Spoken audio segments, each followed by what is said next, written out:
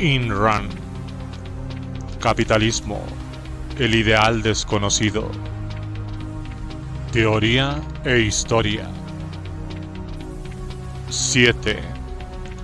Notas sobre la historia de la empresa libre estadounidense Ayn Rand. Publicado por Nathaniel Branden Institute, Nueva York, 1959. Si se hiciera un estudio detallado y objetivo de todas las instancias en que la historia de la industria estadounidense ha sido usada por los estatistas como una acusación hacia la libre empresa y como un argumento en favor de una economía controlada por el gobierno, se encontraría que las acciones atribuidas a los empresarios fueron causadas, necesitadas y hechas posibles solo por la intervención gubernamental en los negocios. Los males, popularmente adscritos a los grandes industriales, no fueron el resultado de una industria no regulada, sino del poder gubernamental sobre la industria. El villano de la foto no fue el empresario, sino el legislador, no la libre empresa, sino los controles del gobierno.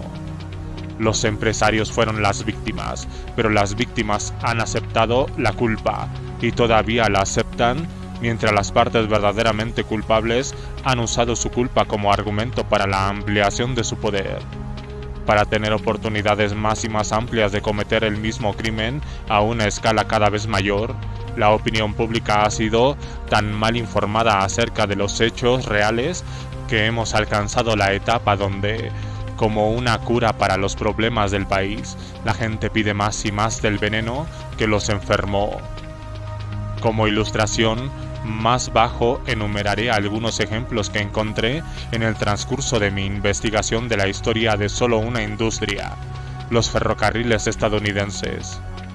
Uno de los argumentos de los estatistas a favor de los controles del gobierno es la noción de que los ferrocarriles estadounidenses se construyeron principalmente mediante la ayuda financiera del gobierno y habrían sido imposibles sin ella. Realmente, la ayuda del gobierno a los ferrocarriles significó el 10% del costo de todos los ferrocarriles del país y las consecuencias de esta ayuda han sido desastrosas para los ferrocarriles. Cito de The History of American Railroads de Stewart H.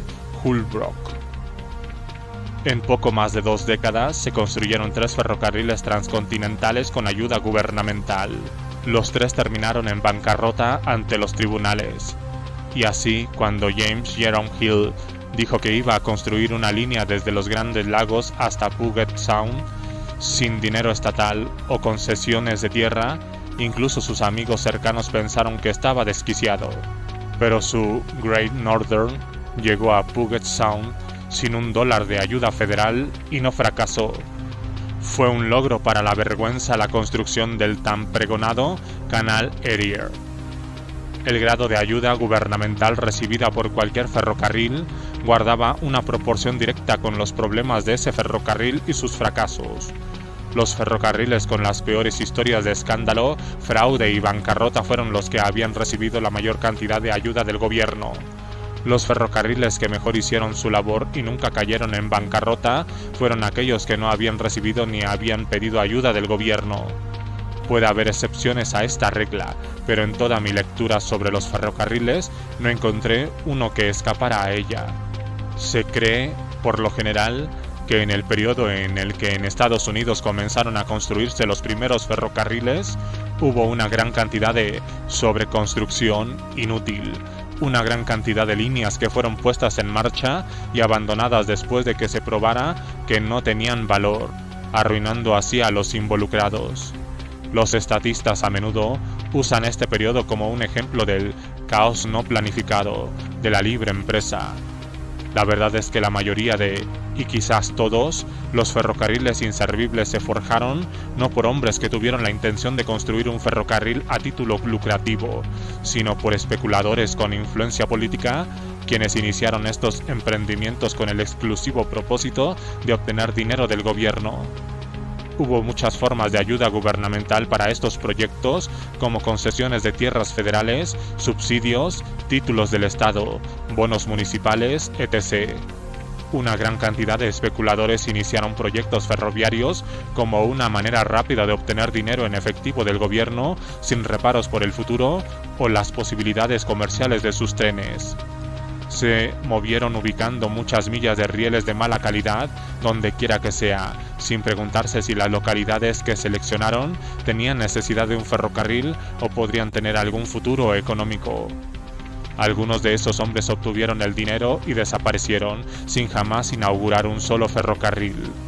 Esta es la fuente de esa impresión popular tan difundida de que el origen de los ferrocarriles estadounidenses fue un periodo de especulación salvaje, inescrupulosa. Pero los ferrocarriles de este periodo, que fueron planeados y construidos por empresarios para un propósito apropiado, privado y comercial, fueron los que sobrevivieron, prosperaron y probaron tener una previsión inusual en la elección de sus localizaciones. Entre nuestros principales ferrocarriles, la historia más escandalosa fueron las de Union Pacific y Central Pacific, ahora denominado Southern Pacific. Estas fueron dos líneas construidas con subsidios del gobierno federal. Union Pacific colapsó en bancarrota muy poco después de su construcción, con lo que fue quizá el escándalo más deshonroso en la historia de cualquier ferrocarril. El escándalo involucró corrupción oficial. La vía no fue adecuadamente organizada y administrada hasta que la tomó un capitalista privado, Edward H. Harriman. Central Pacific, construida por los Big Four Railroad de California, con subsidios federales, fue el ferrocarril culpable de todos los males popularmente asignados a los ferrocarriles. Por casi 30 años, Central Pacific controló California, mantuvo un monopolio y no permitió entrar en el estado a ningún competidor. Cobró precios monstruosos, los modificaba cada año y se quedó virtualmente con toda la ganancia de los agricultores o los transportistas de California que no tenían otro ferrocarril al cual recurrir. ¿Qué hizo posible esto? El poder de la legislatura de California. Big Four Railroad controlaba la legislatura y mantuvo al Estado cerrado a los competidores por medio de restricciones legales, tal como por ejemplo un acto legislativo que dio el control exclusivo a Big Four Railroad de todo el litoral de California y prohibió que cualquier otro ferrocarril entrara en cualquier puerto. Durante estos 30 años se hicieron muchos intentos privados para construir ferrocarriles competidores en California y romper el monopolio de Central Pacific. Estos intentos fueron derrotados no por métodos de libre comercio y libre competencia, sino por la acción legislativa. Este monopolio de 30 años de la Big Four Railroad y las prácticas en las cuales se involucraron han sido siempre citados como un ejemplo de los males de las grandes empresas y la libre empresa. Pero la Big Four Railroad no era una compañía de emprendedores libres, no eran empresarios que habían logrado el poder por medio del comercio sin regulación. Fueron representantes típicos de lo que ahora se llama una economía mixta. Lograron el poder por la intervención legislativa en los negocios. Ninguno de sus abusos habría sido posible en una economía libre, no regulada. El mismo Central Pacific es notorio por una negociación de tierras que llevó a la expropiación de agricultores y a sangrientos disturbios a finales de 1870. Este es el incidente que sirvió de base a la novela antiempresaria El Pulpo de Frank Norris, incidente que causó gran indignación pública y condujo al odio hacia todos los ferrocarriles y a toda la gran empresa. Pero este negocio involucró a la tierra entregada por el gobierno a Big Four Railroad y la subsiguiente injusticia se hizo posible solo con apoyo legislativo y judicial. Pero no fue el dirigismo estatal el que cargó con la culpa, fueron las empresas. En el lado opuesto de la escala, el ferrocarril que tuvo la historia más limpia, más eficazmente construido en las circunstancias más difíciles y responsable sin ayuda de nadie por el desarrollo de todo el noroeste estadounidense fue Great Northern, construido por J.J. Hill sin ninguna ayuda federal. Pero Hill fue perseguido por el gobierno toda su vida utilizando el Acta Sherman por ser un monopolista. La peor injusticia fue hecha por el concepto popular erróneo hacia Commodore Vanderbilt del New York Central. Él ha sido siempre llamado el viejo pirata, el monstruo de Wall Street, etc. Y siempre fue denunciado por la supuesta inclemencia que tuvieron sus actividades en Wall Street. Pero esta es la verdadera historia. Cuando Vanderbilt comenzó a organizar varios ferrocarriles pequeños, poco conocidos, que más tarde se convertirían en el sistema de New York Central, tuvo que obtener una franquicia del Consejo Municipal para permitir a sus ferrocarril, el New York y Harlem, que ingresara en la ciudad de Nueva York. Se sabía que el consejo era corrupto, y si uno quería una franquicia, tenía que pagar por ella. Vanderbilt lo hizo. ¿Debería ser culpado por esto, o la culpa se basa en el hecho de que el gobierno mantuviese un poder arbitrario sin rendir cuentas sobre el asunto y Vanderbilt no tuviera ninguna opción? Las acciones de su compañía subieron una vez que se supo que su ferrocarril tenía permiso para entrar en la ciudad. Poco después, el consejo súbitamente revocó la franquicia y las acciones de Vanderbilt comenzaron a caer. Los concejales, que habían recibido el dinero de Vanderbilt, junto con una pandilla de especuladores, vendían abiertamente las acciones de Vanderbilt. Vanderbilt luchó contra ellos y salvó su ferrocarril. Su crueldad consistió en comprar las acciones de su compañía tan pronto como eran lanzadas al mercado, impidiendo así que su precio colapsara hasta el nivel que los compradores querían. Arriesgó todo lo que poseía en esta batalla, pero ganó. La pandilla y los concejales se quedaron en la calle. Y por si esto fuera poco, el mismo truco fue repetido otra vez un poco más tarde, esta vez implicando a la legislatura del estado de Nueva York. Vanderbilt necesitaba que un acto de la legislatura le permitiera consolidar los dos ferrocarriles que poseía. De nuevo, tuvo que pagar a los legisladores por la promesa de aprobar el proyecto de ley indispensable. Las acciones de su compañía subieron, los legisladores comenzaron a venderlas descaradamente y le negaron a Vanderbilt la ley prometida. Él tuvo que encarar la misma batalla dentro de Wall Street y de nuevo cargó con una responsabilidad espantosa, arriesgó todo lo que poseía más los millones que tomó prestados de amigos, pero ganó y arruinó a los funcionarios del estado de Albany. «Reventemos a toda la legislatura», dijo Vanderbilt. Y algunos de los honorables miembros tuvieron que irse a casa sin pagar sus cuentas de directores. Nada se dice o se sabe hoy acerca de los detalles de esta historia y es cruelmente irónico que Vanderbilt sea ahora utilizado como uno de los ejemplos de los peores males de la libre empresa por aquellos que apoyan los controles gubernamentales. Los funcionarios del estado de Albany han sido olvidados y Vanderbilt es considerado un villano. Si usted ahora pregunta a la gente simplemente qué era lo malo acerca de Vanderbilt, contestarán: bueno, hizo algo cruel en Wall Street y arruinó a un gran número de personas. La mejor ilustración de la confusión general en materia de empresas y gobierno se puede encontrar en Holbrook, The History of American Railroads. En la página 231, el señor Holbrook escribe: casi desde el inicio, los ferrocarriles tuvieron que experimentar los hostigamientos de los políticos y funcionarios, comisionados para apresarlos o pagar chantajes en una forma u otra. El método era casi de éxito seguro. El político, usualmente un miembro de una legislatura estatal, inventaba cierto proyecto de ley o cierta regulación que sería costosa o incómoda para los ferrocarriles de su estado. Luego la convertía en ley. Hablaban hasta por los codos acerca de ella, acerca de cómo debía ser aprobada si se quería proteger a las personas soberanas contra el monstruo de ferrocarril y luego esperaba por algún matón del ferrocarril para que los disuadiera por el método tan viejo como el hombre. Hay registro de hasta 35 proyectos de ley que acosarían a los ferrocarriles y que fueron presentados en una reunión de una legislatura. Y el mismo Sir Holbrook, en el mismo libro, solo 4 páginas después, página 235 a 236, escribe: en resumen, en 1870, para poner una fecha, los ferrocarriles se habían vuelto, como únicamente muchos oradores de esa época señalaron, una ley en sí mismos. Habían comprado a senadores de Estados Unidos y congresistas, tal como compraron rieles y locomotoras con efectivo. Poseían legislaturas enteras y a menudo a los tribunales estatales. Llamar a las vías de 1870 corruptas no es para nada un término demasiado fuerte.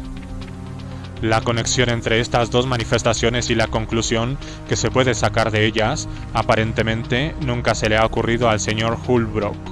Son los ferrocarriles a quienes él culpa y a quienes llama corruptos. Pero, ¿qué podían hacer los ferrocarriles sino intentar poseer legislaturas enteras, si estas legislaturas tenían el poder de vida o muerte sobre ellos? ¿Qué podían hacer los ferrocarriles sino recurrir al soborno si deseaban existir de alguna manera? ¿Quién era el culpable y quién era el corrupto? ¿Los empresarios que tuvieron que pagar dinero por protección, por el derecho a permanecer en el negocio, o los políticos que tenían el poder para vender ese derecho? Aún hay otra acusación popular contra las grandes empresas, la idea de que los privados, intereses egoístas, restringen y retrasan el progreso, cuando son amenazadas por un nuevo invento que podría destruir su mercado. Ningún interés privado podría, o jamás pudo, hacer semejante cosa, excepto con la ayuda del gobierno. La temprana historia de los ferrocarriles es una buena ilustración. Los ferrocarriles fueron violentamente enfrentados por los dueños de las compañías de canales y de buques a vapor, quienes realizaban la mayor parte del transporte en ese momento. Diversas legislaturas aprobaron una gran cantidad de leyes, regulaciones y restricciones, por instigación de los intereses de los canales, en un intento por poner obstáculos y detener el desarrollo de los ferrocarriles. Esto se hizo en nombre del bienestar público. Cuando se construyó el primer puente ferroviario sobre el Mississippi, los intereses de los buques a vapor del río iniciaron juicio contra su constructor, y la Corte ordenó destruir el puente como una obstrucción material y una molestia. La Corte Suprema revocó el fallo por un margen estrecho y permitió que se mantuviera el puente. Pregúntese cuál hubiera sido el destino del desarrollo industrial global de Estados Unidos si ese estrecho margen hubiese sido diferente, y cuál es el destino de todo el progreso económico cuando queda en manos no de una comprobación objetiva, sino de la decisión arbitraria de algunos hombres armados con poder político. Es importante advertir que los dueños de los ferrocarriles no empezaron el negocio corrompiendo al gobierno. Tuvieron que recurrir a la práctica de sobornar a los legisladores en defensa propia. Los primeros y mejores constructores de ferrocarriles fueron emprendedores libres que tomaron grandes riesgos con su capital personal y sin ninguna ayuda gubernamental. Fue solo cuando demostraron al país que la nueva industria poseía un potencial de riqueza tremenda que los especuladores y los legisladores se abalanzaron sobre la mesa para ordeñar al nuevo gigante por todo lo que valía.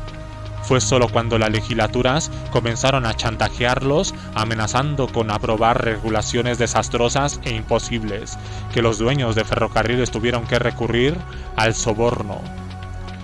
Eso significa que los mejores constructores de ferrocarriles, aquellos que se iniciaron con fondos privados, no sobornaron a legislaturas para reprimir a los competidores ni obtener alguna clase de ventaja legal especial o privilegio. Hicieron sus fortunas por medio de su habilidad personal y, si recurrieron al soborno en algo como Commodore Vanderbilt, fue solo para comprar la remoción de alguna restricción artificial, así como un permiso para consolidarse. No pagaron para obtener algo de la legislatura, sino solo para sacar a la legislatura de su camino. Pero los constructores que empezaron con la ayuda gubernamental, como la Big Four Railroad de Central Pacific, fueron los que usaron al gobierno para obtener ventajas especiales y le deben sus fortunas a la legislación más que a la habilidad personal. Este es el resultado inevitable de cualquier clase o proporción de economía mixta. Es solo con la ayuda de las regulaciones gubernamentales que un hombre de habilidad inferior puede destruir a sus mejores competidores, y es el único tipo de hombre que busca al gobierno por ayuda económica. No es cuestión de personalidades accidentales, de empresarios deshonestos o de legisladores deshonestos. La deshonestidad es inherente y fue creada por el sistema. De modo que, en tanto un gobierno mantenga el poder del control económico, necesariamente creará una élite especial, una aristocracia influyente. Atraerá al tipo de político corrupto que dentro de la legislatura trabajará para el beneficio del empresario deshonesto, penalizará y eventualmente destruirá a los honestos y a los capaces. Los ejemplos citados son solo algunos de los más obvios. Hay gran cantidad de actos, todos demuestran el mismo planteo. Estos fueron tomados de la historia de una industria en particular. Uno bien puede imaginar lo que descubriría si recorriera la historia de otras industrias estadounidenses en circunstancias similares. Es hora de aclarar a la comprensión pública la confusión perniciosa creada por el marxismo y que la mayoría de la gente irreflexivamente aceptó. La noción de que los controles económicos son la función correcta del gobierno, que el gobierno es una herramienta de los intereses económicos de clase y que el tema es solo cuál clase o grupo de presión particular será ejercida por el gobierno. El común de la gente cree que la libre empresa es una economía controlada que supuestamente sirve a los intereses de los industriales, a diferencia del Estado asistencial, que es una economía controlada que supuestamente sirve a los intereses de los trabajadores. La idea o posible de una economía sin controles ha pasado enteramente al olvido y ahora es deliberadamente ignorada. La mayoría de la gente no vería diferencia entre empresarios como J.J. Hill de Great Northern y empresarios como Big Four Railroad de Central Pacific. La mayoría simplemente desecharía la diferencia diciendo que los empresarios son bandidos que siempre corromperán al gobierno y que la mejor solución es dejar que el gobierno sea corrompido por los sindicatos de trabajadores. La cuestión no es entre controles pro-comerciales y controles pro-laborales, sino entre controles y libertad. No es Big Four Railroad contra el Estado asistencial, sino Big Four Railroad y el Estado asistencial en un lado contra J.J. Hill y cada trabajador honesto en el otro lado. El control gubernamental de la economía, no importa en nombre de quién, ha sido la fuente de todos los males en nuestra historia industrial, y la solución es el capitalismo del laissez-faire, es decir, la abolición de cualquiera y de todas las formas de intervención gubernamental en la producción y el comercio, la separación del Estado y la economía, en la misma forma y por las mismas razones por las que tenemos la separación de la Iglesia y el Estado.